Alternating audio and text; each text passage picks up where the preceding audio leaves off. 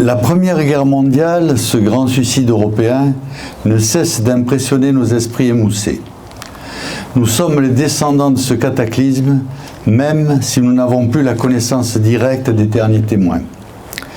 Les historiens militaires affirment que la guerre, ou plutôt la manière de faire la guerre, dévoile et prédestine en quelque sorte les mouvements profonds de l'organisation sociale. Au début du siècle dernier, pour la première fois depuis l'invention de la poudre, la machine écrase l'homme.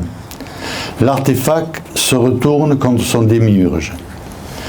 L'écrivain François Bousquet recense cette évolution en relevant un trait pertinent des deux drames de l'été 14 qui préfigurent l'anonymisation de la mort de masse qui caractérise la guerre moderne. D'une certaine façon, écrit-il, si Jaurès est le premier mort français de 1914, Péguy est le deuxième. L'un pour avoir cru qu'on pourrait empêcher la boucherie, l'autre pour avoir cru qu'elle n'aurait pas lieu. On a d'abord tué la paix, ensuite l'héroïsme. Les deux ont été significativement frappés au visage, car c'est cela, 1914-1918. La fin du figuratif, la suppression du visage dans les tableaux de l'avant-garde comme dans l'enfer des tranchées. En se débarrassant de la face humaine, on a liquidé la question de l'humanité de l'homme, lequel est devenu comme étranger à lui-même. L'homme se réduit finalement à l'anonymat du soldat inconnu qu'on honore par défaut chaque 11 novembre. C'est pourquoi le travail vigilant et pérenne que le souvenir français a entrepris à la suite de la première guerre industrielle de 1870 est toujours d'actualité.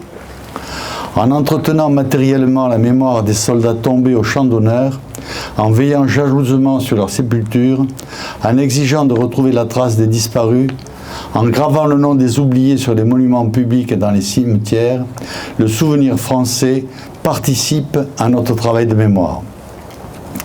C'est un volontariat d'amour et de gratitude envers ceux qui ont tout donné, car s'ils étaient la France souffrante et combattante, n'oublions pas que nous étions à leurs yeux la France de l'espoir.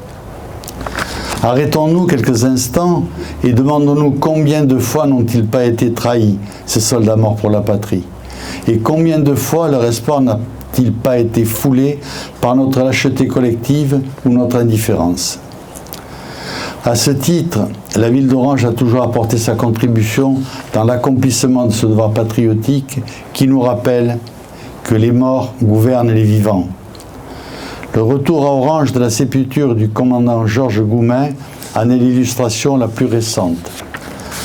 Devant ces croix blanches ou les monuments de pierre qui sanctuarisent la place de chaque village français, un passant amnésique peut n'y voir que des noms sans famille, des titres de gloire sans armée, des lieux exotiques disparus des cartes touristiques. Nous y voyons encore le sacrifice, le devoir et le don. Nous en puisons toujours l'amour inextinguible qui dépasse l'individu pour le plonger dans le temps ineffable de l'éternité. Nous y recueillons enfin l'honneur national de ceux qui ont transmis l'héritage au prix du martyre. La lecture des militaires morts pour la France en 2021 montre l'actualité de cette tradition. Le patriotisme n'est pas pour nous une nostalgie desséchée et irritante. Il est l'acte d'amour que chaque génération est amenée à poser à la hauteur grandiose à laquelle l'ont fixé leurs glorieux aînés. Ne soyons pas le dernier maillon de cette piété filiale qui a traversé les siècles, les invasions et même les victoires. Devenons des héritiers au sens noble et militaire du terme, car il n'y a pas plus grande richesse que celle de la patrie. Je vous remercie.